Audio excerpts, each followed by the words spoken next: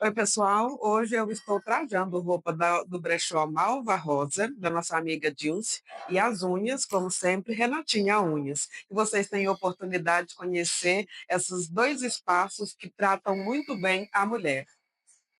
Olá, estamos aqui hoje para mais um Araxá Entre Cafés. E hoje estamos sendo recebidos carinhosamente, cuidadosamente, posso usar essa palavra, pelo Xerivan. E hoje nós temos uma entrevistada, gente. Eu tenho um carinho, um respeito muito grande por ela. Lógico, sempre agora, acho que é melhor que eu tenho que fazer, deixar sempre a pessoa se apresentar. Mas hoje nós vamos conversar com a Ana Flávia Flávia.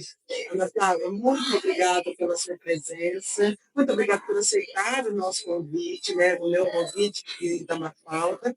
E eu gostaria que você se apresentasse para as pessoas que estão nos assistindo. Quem é Ana Flávia Prata? Muito obrigada pelo convite, Silvéria. Fico muito feliz quando alguém se interessa pela nossa vida, pelo que a gente tenta deixar de legado, né? E a Ana Flávia é uma pessoa comum que por acaso nasceu com uma deficiência visual e que por acaso, graças à educação que recebeu na família, aos pais maravilhosos que teve, resolveu ser uma pessoa além do que era esperado, né? Porque você quase nunca espera nada de uma pessoa com deficiência. E eu sempre procurei é, lutar e me desenvolver mais do que o que era esperado para mim.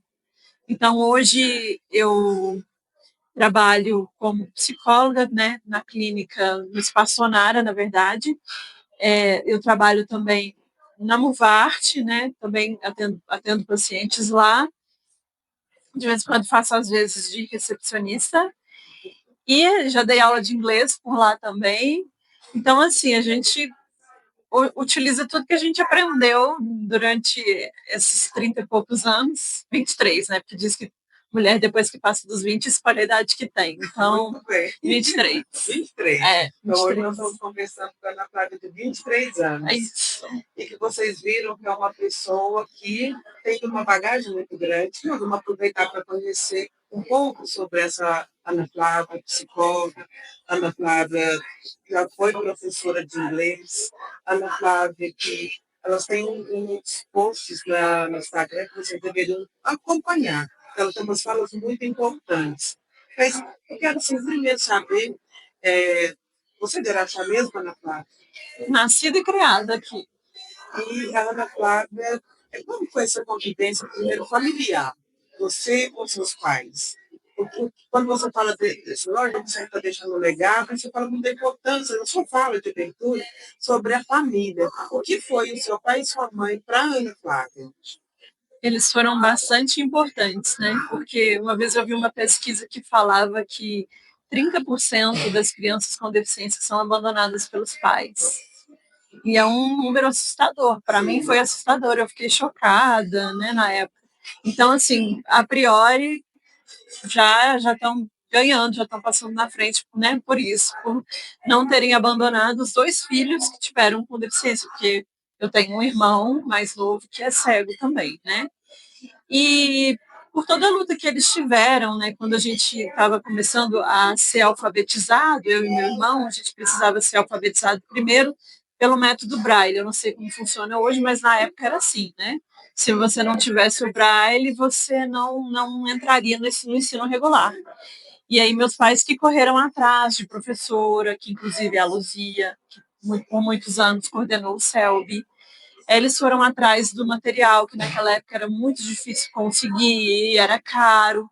Então, assim, eles tiveram um papel crucial e fundamental na minha vida, né, na minha infância, Da sua né, formação, na da minha sua formação, na personalidade? minha personalidade, na minha educação. Algum dia, Ana Flávia, você se deixou definir pela sua deficiência? Eu acredito que, assim, a deficiência, ela me define um pouco, sim. Mas é óbvio que é muito mais além do que isso, não é só isso. Mas acredito que algumas formas de encarar o mundo, né, sejam por causa da deficiência, sim. Então, por mais que eu tente ir além, eu sei que algumas coisas vão ser sempre assim, justamente por causa da questão de ser uma pessoa com deficiência. Imagino, por exemplo, que eu não seria tão determinada quanto eu sou se eu não fosse uma pessoa com deficiência. Então, assim, muitas vezes a gente vê qualquer pessoa está numa situação e ela deixar que aquela situação, aquele momento, defina tudo que ela é.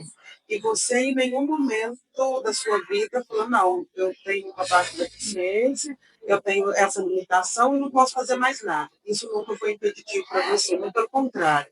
Você quis e você foi galgando. Lógico, todos os processos, todo mundo teve suas dificuldades, você teve as suas também.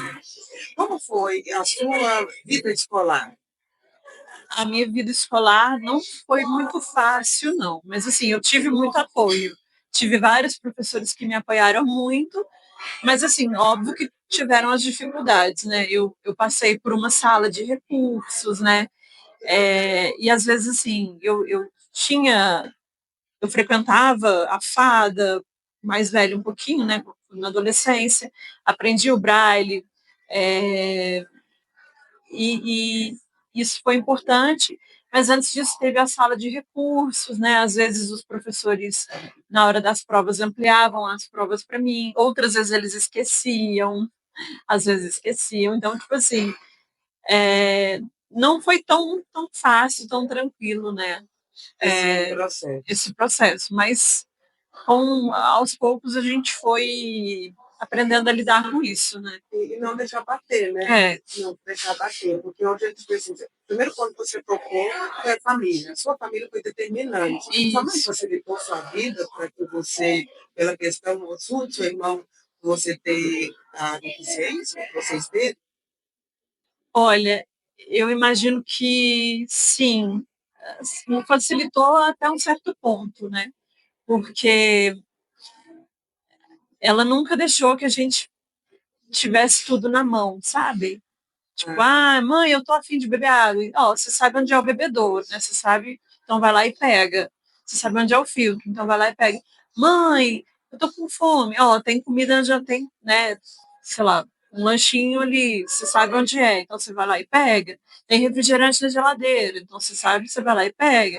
Então, sempre foi assim, uma questão de não passar a mão na cabeça, não fazer tudo por nós, né? Até porque também eram dois, pensa. Vocês são só dois irmãos. Nós somos três, aí a gente tem. Só que o mais velho, ele não tem nenhum tipo de deficiência visual, não.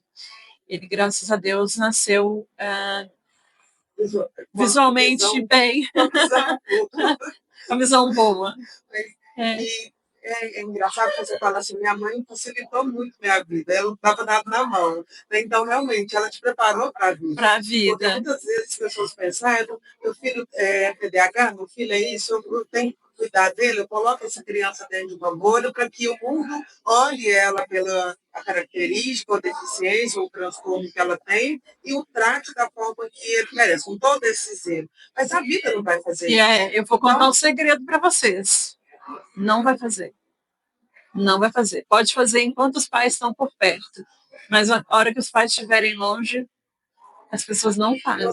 Um dia ajudar é bonitinho, no outro dia ajudar é bonitinho, mas no terceiro dia, ai, que saco ter que ajudar ele todo dia.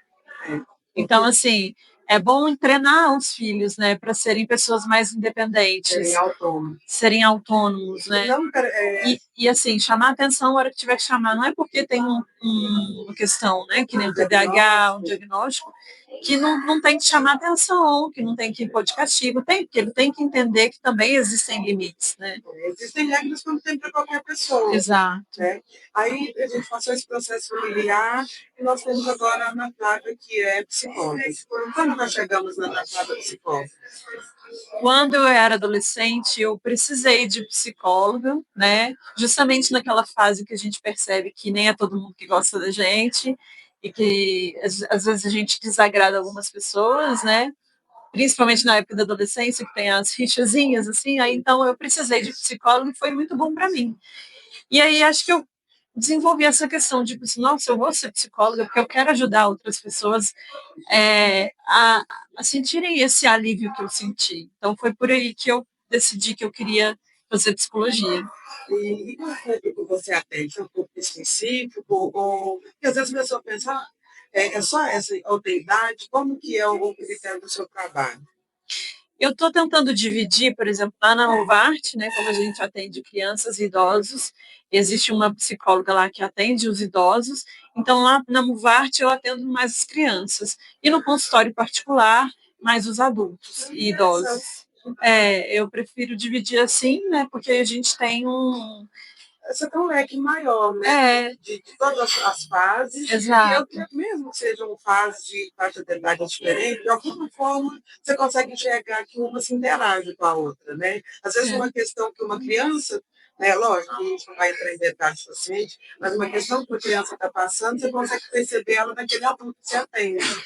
Então, isso acontece ou é uma coisa que eu estou imaginando? Acontece, a gente percebe que às vezes as atitudes de um adulto de hoje são reflexos da criança que ele foi ontem e que às vezes não foi trabalhado, né?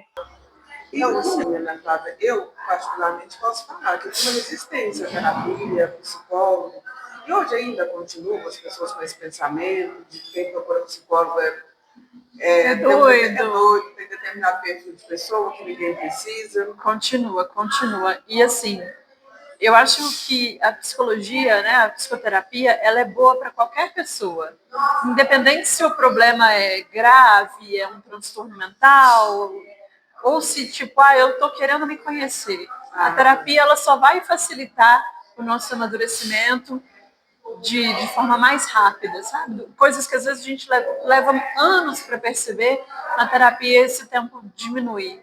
Entendi. Sabe? E assim, muita gente é resistente à terapia porque não conhece, né? Falta de conhecimento. Falta de conhecimento. Uma associação de terapia realmente com pessoa que tem problema mental, seja lá o que for. E não é. Quando você fala assim, terapia e autoconhecimento, eu posso confirmar isso. É a gente se conhecer, a gente saber das nossas potencialidades, das nossas limitações, saber lidar com isso. Exatamente. Esse é o caminho, né? Mas, e na Movart? Qual que é o seu trabalho na Movart? Na Movart, eu trabalhei como professora de inglês, dando aula para as crianças, né? Aí o projeto desse ano não teve aula de inglês, e aí eu estou dando uma mão na recepção, né?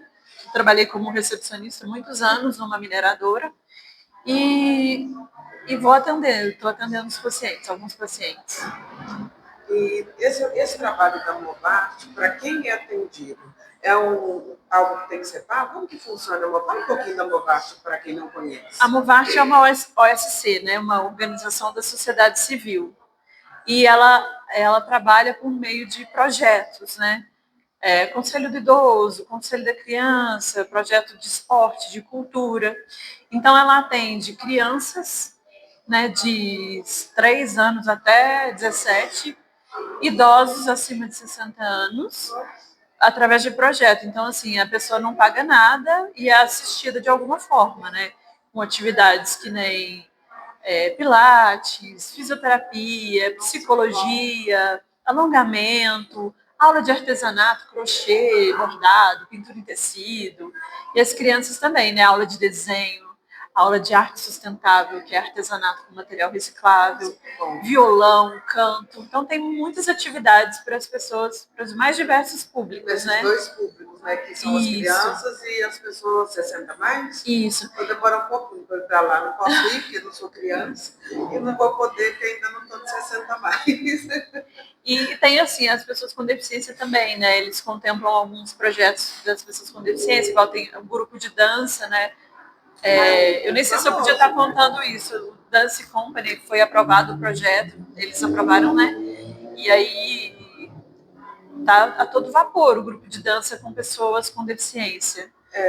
Eles até há muito tempo, não é? Já, acho que são 17 anos, não lembro. A Vanessa comentou, a nossa presidente comentou, mas eu me esqueci, sim, mas já tem muito tempo, acho que são 10 anos. Não sei se você vai saber informar, mas eles tiveram uma participação na abertura de um esporte mundial aqui no Brasil, não tiveram? Na Copa de mountain bike? De mountain bike teve também? Não sei. Não sei. Não sei, eu não fiz uma memória aqui de alguma coisa. Depois eu vou olhar e coloco lá, por exemplo, se teve mesmo ou se eu estou viajando no meu pensamento. Eu também não sei essa parte. Mas Ana, e esse tempo do trabalho, família, como que você concilia tudo isso e como que você se posiciona na sociedade? Qual que é a sua posição? Você fez um comentário assim que as pessoas um dia ajudam, né, porque acham bonitinho, acha legal, mas e como que a Ana Flávia lida com os percalços que tem? Acho que independente de deficiência, porque a deficiência ela é um limitador, talvez mais para mim, que olho para você, do que você mesmo se considera alguém que tenha limitações. Lógico, nem tudo pode fazer, né? Sim, às vezes precisa de alguém. Mas como que você se posiciona na sociedade, que às vezes que caracteriza, que às vezes eles olham e falam, ah, ela tem uma limitação, ela é incapacitada. Eu tento me posicionar, e engraçado você perguntar, porque ultimamente eu penso muito nisso. Eu tento me posicionar como uma pessoa mais forte, mais independente, mais capaz, mais, né? E assim, mas é complicado, é difícil, vou te falar que é difícil, porque às vezes a gente é vítima de alguma situação de capacitismo, né? Então é complicado. Mas eu tento me posicionar dessa forma, como uma pessoa independente, como uma pessoa capaz, como uma pessoa profissionalmente produtiva, né? E você né? Então, assim, não é uma questão porque você enxerga melhor, mais que o outro, que vai determinar o profissional que você é, a mulher que você é. E você tem eu sempre falo para você, não naquele sentido figurativo, nossa, a Ana Flávia é um exemplo de vida. Todos nós somos exemplo de vida, todos nós temos essa capacidade de sermos exemplo de vida. Exato. Você é um exemplo para si mesma. Né? Eu penso sempre nesse referencial de onde você partiu e até onde você quis chegar. Ninguém nunca limitou o seu sonho, né? Mas acho que todo mundo tem que ser um exemplo para si mesmo, né? De você chegar e olhar para trás e depois olhar para frente e falar, caraca, eu tô aqui. Antes eu estava em tal lugar, agora eu tô aqui, eu tô bem mais na frente, né?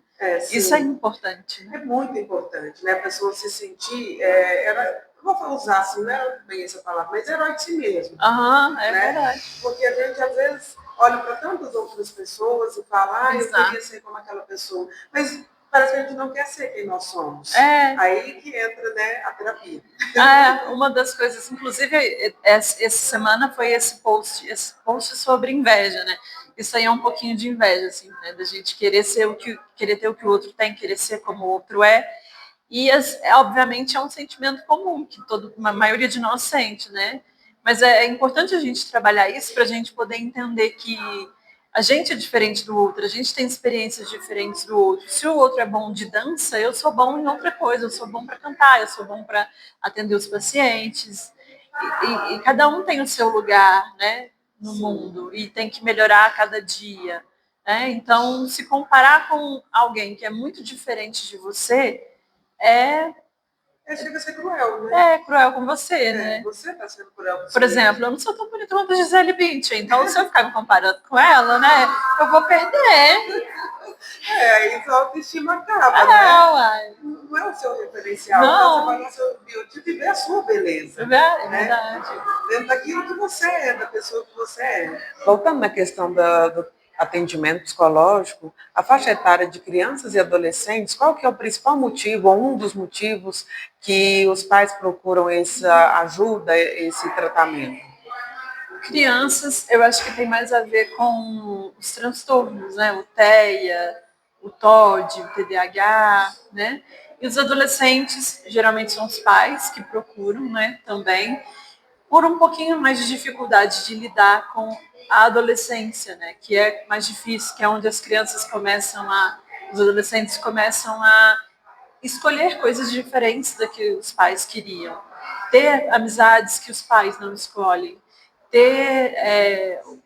utilizar, consumir streaming, por exemplo, que os pais não controlam mais, né? Isso dá uma assustada nos pais e ver a criança, o adolescente, às vezes muito calado, ou às vezes muito rebelde, é o que faz com que os pais procurem a terapia para os adolescentes. Então, na adolescência, a gente dificilmente tem um adolescente que chega lá e fala, eu quero fazer terapia. Geralmente são os pais, São os pais que querem com que eles certeza. façam. São os pais. Entendi. Porque o adulto é diferente, né? Ele vai perceber essa necessidade, né? Até uma questão de escolha. Mas a criança, lógico, ele precisa de um tutor e o adolescente vai pelo mesmo motivo. Você acha que hoje os pais têm mais dificuldade de lidar com a questão da adolescência, dos filhos? Eu acho que não é dificuldade, não. Acho que os pais tentam compreender melhor. Porque antigamente, na época dos meus pais, por exemplo, né, tratava da mesma forma a adolescência, a infância, né? Tipo, ou você faz, senão você vai ser castigado. Os pais de hoje acho que têm mais uma consciência de que, peraí, não é castigando, não é só dessa forma que eu educo meu filho, mas eu preciso entender o que está acontecendo com ele. Então, hoje eles procuram mais esse entendimento, essa compreensão do que é a adolescência. Isso. Nosso tempo está acabando, né? E nós estamos aqui indo para os finais do nosso bate-papo com a Ana Flávia. E eu gostaria, Ana Flávia, que você deixasse uma mensagem para as pessoas que estão nos ouvindo, aquilo que tiver no seu coração, o que você quiser está deixando, como você diz, a gente sempre deixa um legado, né? Então, hoje, qual é o legado que você quer deixar? Olhe para o passado só para avaliar quem você já foi. Mas olhe para o presente para você entender onde você está. E avalie se você melhorou ou não. Que com certeza você melhorou como ser humano, como pai ou mãe, ou como filho, enfim, qualquer área da sua vida. Sempre volte seu pensamento para o presente, porque você pode melhorar a partir de agora para que no futuro você seja ainda melhor. Ai, que lindo, Ana, que lindo. E eu agradeço mais uma vez vocês que estão nos acompanhando. Nós tivemos hoje essa oportunidade de conversar com a Ana Flávia e vocês perceberem que limitados ou as limitações, quem coloca em nossas vidas somos nós mesmos. Ou deixamos que as pessoas limitem até onde a gente pode ir, até onde os nossos sonhos podem alcançar. Então, às vezes, as pessoas falam que você não vai mais por esse ou por aquele outro motivo, e a gente concebe aquele pensamento, acreditando que é assim que a nossa vida tem que ser, pelo que os outros pensam, pelo que as outras pessoas definem ser o possível e impossível em sua vida. Mas quem determina é você, quem faz as escolhas é você. E como a Ana disse, é no nosso presente que as coisas acontecem. É no nosso presente que a gente alcança os objetivos que a gente deseja ter. Então, quando a mãe dela não facilitou a vida dela, apesar de ela falar, minha mãe facilitou minha vida, e às vezes a gente precisa entender até esse conceito. Eu, como mãe, falo, será que eu facilitei a vida do meu filho? E hoje eu tive um outro conceito da palavra facilitar. Então, facilitar é também impor condições, é colocar, às vezes, algumas barreiras que a vida também vai impor para as nossas vidas. Muito obrigada pela presença, Ana Flávia. Foi um prazer estar aqui com você e nós estarmos tomando esse café e ouvi-la. É muito grandioso. Que Deus te abençoe sempre. Tá? Amém, a nós. Tchau, gente. Esse foi mais um Araxá Entre Cafés e muito obrigada ao Cheirinho Bom por nos receber aqui.